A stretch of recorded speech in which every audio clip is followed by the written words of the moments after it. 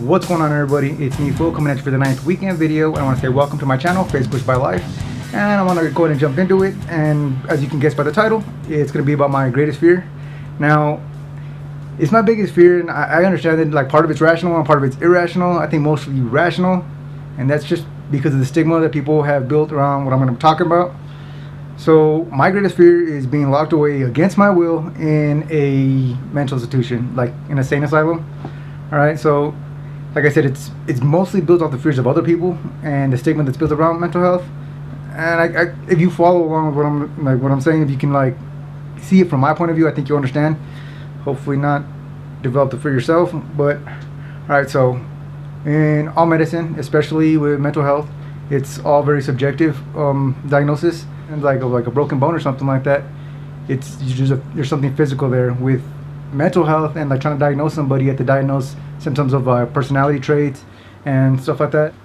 Okay, so the doctors are the ones that are supposed to advocate for the patients, and there's a lot of reasons why people go into mental health institutions, and they have their place. They're absolutely necessary, and there are people that need help. And I have nothing against people with mental health issues, and that's an issue out there. It's the flip side of that. It's the people that don't need help, and someone could get committed against their will. And to me, that's the issue that I have. All right, so mental health, like way back in the day, you could have gotten diagnosed clinically insane, criminally insane, for just about anything. I mean, as you can see, it was really out there. And like I said, the stigma behind mental health is that they're completely out there, they're nuts, and it's not the case.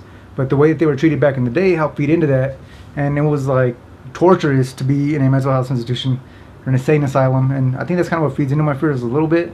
But like the practices that they did back in the day were just ridiculous. I mean, anything from like frontal lobotomies to shock therapy, which is still kind of done today, but like getting locked in cages, being like stripped naked and made to just sit for hours in silence and in the dark, put in padded rooms, straight jackets. And like I said, the advocate for the patient, the doctor, is the one that's actually doing these things and like making them do these things. It was ridiculous. All right, so fast forward. Like I said, the way that the practice of mental health and treatment has progressed a lot, but there's still a stigma there. I mean, you can see even like movies were being made. One Flew Over the Cuckoo's Nest was one that I remember seeing when I was younger. Okay, so now there's a whole lot of protocol put into place before someone can be committed against their will.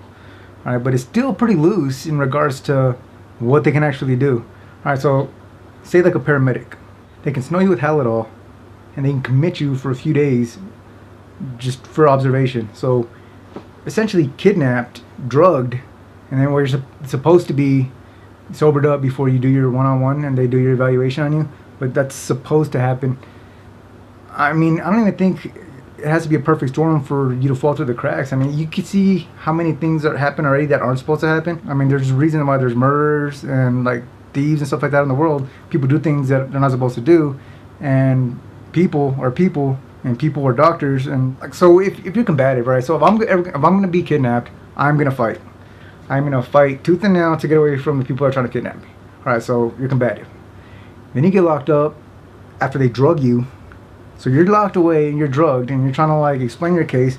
And any chance that I get, I'm going to try to escape. I'm going to try to do something. I'm going to try to like get loose, right? I'm going to try to do something, try to get away from this. Now, like I said, they're supposed to do like a one-on-one with you, and you have to go in front of a judge within a certain amount of time, and they'll decide. But if you show up like completely dosed out of your mind on something, or the doctor has his case built up, which really isn't that hard, got to like any kind of like past pertinent mental stuff that they think can contribute to whatever diagnosis they want to give you.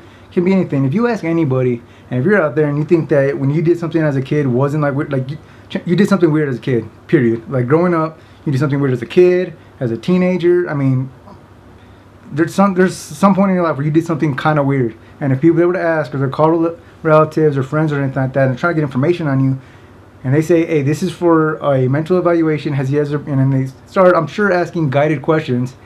It's not too far-fetched that people will be like, "Oh yeah, he would." When I was a kid, I know people tell me I marched to the beat of my own drum. Thrill-seeking behavior. I'm sure you can add up like a whole bunch of stuff to build this case to make it look like there's something not right. All right, so there's that. Okay, so they built this case against you and they present it to the judge. All right, so they're gonna ask the doctor what their opinion is, And if they say that you're a danger to yourself or to others, as opposed to your opinion, you're like freaking out, telling them, no, you're not, let me go. Who are they going to listen to? Like, really, like, that's what I say that my fear is based off the stigma of other people. Because when they say mental health issue, it's like, oh, this guy's a nut job or something like that.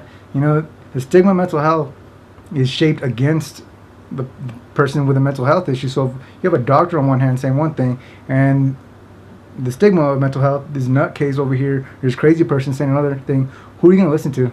I am sure that like 10 times out of 10, the judge is going to side with the doctor no matter how much you freak out. I'm sure it's only going to help the case. And then what? Like, who's your advocate at that point? The doctor that just committed you. And the more you fight, the more they're going to drug you up. Like I said, there have been cases of this that have been like documented and have happened.